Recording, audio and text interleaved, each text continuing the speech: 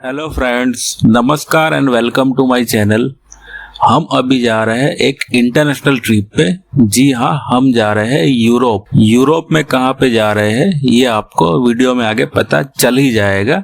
तो आइए और आप भी एक्सपीरियंस कीजिए हमारे साथ यूरोप की यात्रा।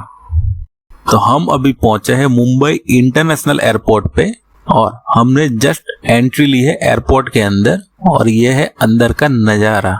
अगर आप इंटरनेशनल फ्लाइट ले रहे हैं तो मिनिमम 4 घंटे पहले आपको एयरपोर्ट पहुंचना पड़ेगा। लेकिन अगर आप ज्यादा जल्दी पहुंच गए तो मैक्सिमम कितने घंटे पहले आप एयरपोर्ट के अंदर एंट्री ले सकते हैं वो क्लियरली कहीं मेंशन नहीं किया गया। तो हमें वही कंफ्यूजन था क्योंकि अभी सिर्फ रात के 12 बजे है और हमारी जो फ्लाइट है वो मॉर्निंग की 6:30 की है। तो हम गुजरात से मुंबई पहुंचे थे, एंट्री मिलेगी कि नहीं वो थोड़ा कंफ्यूजन था। लेकिन उन्होंने पासपोर्ट देखा और टिकट देखा और मुस्कुराते हुए बोला कि आप तो बहुत जल्दी आए। तो हमने बताया कि दूर से आ रहे थे तो हम थोड़ा जल्दी आ गए ताकि कोई दिक्कत ना हो और उन्होंने इजीली हमें एंट्री दे दी। अगर आप मुंबई इंटरनेशनल एयरपोर्ट पे आ रहे हैं तो कुछ काम की इंफॉर्मेशन है वो मैं आपको बताता हूँ। अगर आप एयरपोर्ट जल्दी पहुंच जाते हैं और आपको रेस्ट करना हो तो यहाँ पे रेस्ट एरिया भी है। जो लास्ट वाले एंट्री गेट है वहाँ पे सामने राइट साइड पे वॉशरूम है और उसके सामने ही रेस्ट एरिया है। वहाँ पे चेयर है जिसमें बैठ सकते हो और रिक्लाइनर चेयर भी है जिसमें आप फ्री में आराम कर सकते हो। दूसरी काम की इंफॉर्मेशन, आपके पास जो लगेज है उसका आपको वेट अगर जानना है तो आप यहाँ पे फ्री में वेट कर सकते हैं।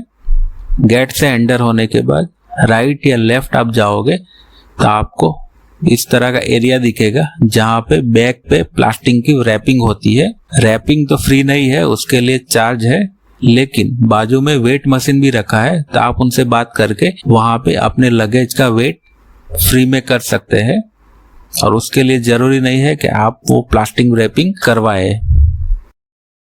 ये है मुंबई एयरपोर्ट की ड्यूटी फ्री शॉप्स और हम यहाँ पे कैसे पहुंचे वो मैं आपको बताता हूँ। रेस्ट एरिया में रेस्ट करने के बाद हम पहुंचे एयरलाइंस के काउंटर पे और वहाँ पे हमारा जो लगेज था वो हमने डिपॉजिट करवाया और बोर्डिंग पास था वो हमने कलेक्ट किए। उसके बाद आया सिक्योरिटी चेक जहाँ पे हमारा और हैंडबैग था उसका सिक्योरिटी चेक हुआ। सिक्योरिटी क्लियर होने के बाद हम पहुंचे इमिग्रेशन काउंटर पे। ज्यादा भीड़ नहीं थी तो ज्यादा टाइम नहीं लगा। इमिग्रेशन काउंटर पे 2 सवाल पूछे कि कहाँ पे जा रहे हो और पर्पस ऑफ विजिट क्या है। और इमिग्रेशन क्लियर होने के बाद हम यहाँ पे पहुंच गए ड्यूटी फ्री शॉप पे और हमें यहाँ से अभी कुछ लेना नहीं है तो हम अभी आगे जा रहे हैं हमारा जो डिपार्चर गेट है उस तरफ। राइट नाउ हमारी फीलिंग्स की बात करें तो वो मिक्स है।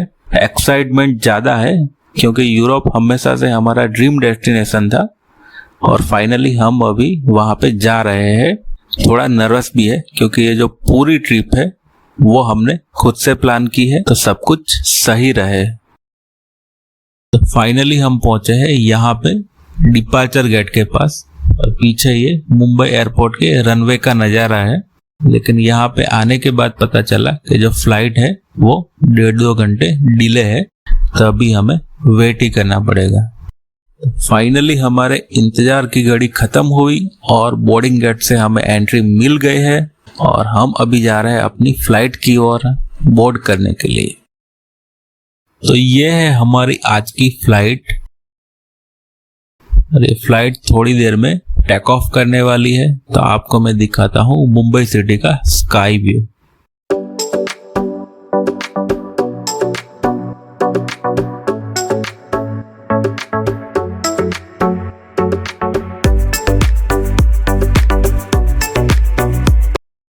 तो लिटरली हम बादलों के ऊपर है 4-5 हजार फीट की ऊंचाई पे और ये है इंडिगो की इंटरनेशनल फ्लाइट जो साइज में बड़ी है और इसमें 3 रो में सीट है।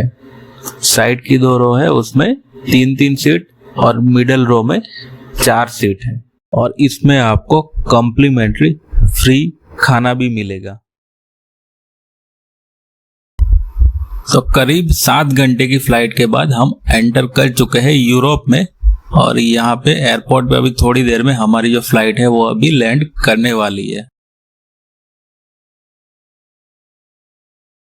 फ्लाइट से उतरने के बाद हम साइन बोर्ड है इंटरनेशनल ट्रांसफर का, तो उसको फॉलो करके आगे बढ़ रहे हैं। और आप यहाँ पे पहुंचोगे तो यहाँ पे बड़े से डिस्प्ले में आपकी जो ट्रांसफर फ्लाइट है उसका नंबर और डिपार्चर गेट इसमें बताएंगे। उसके हिसाब से फिर हमें आगे जाना है अपने डिपार्चर गेट की तरफ। फ्लाइट के रिलेटेड कुछ यूजफुल इंफॉर्मेशन मैं आपको बताता हूँ। हमारी जो फ्लाइट है वो इंडिगो की फ्लाइट है जो मुंबई से इस्तांबुल होके फिर यूरोप के फाइनल डेस्टिनेशन तक जाएगी।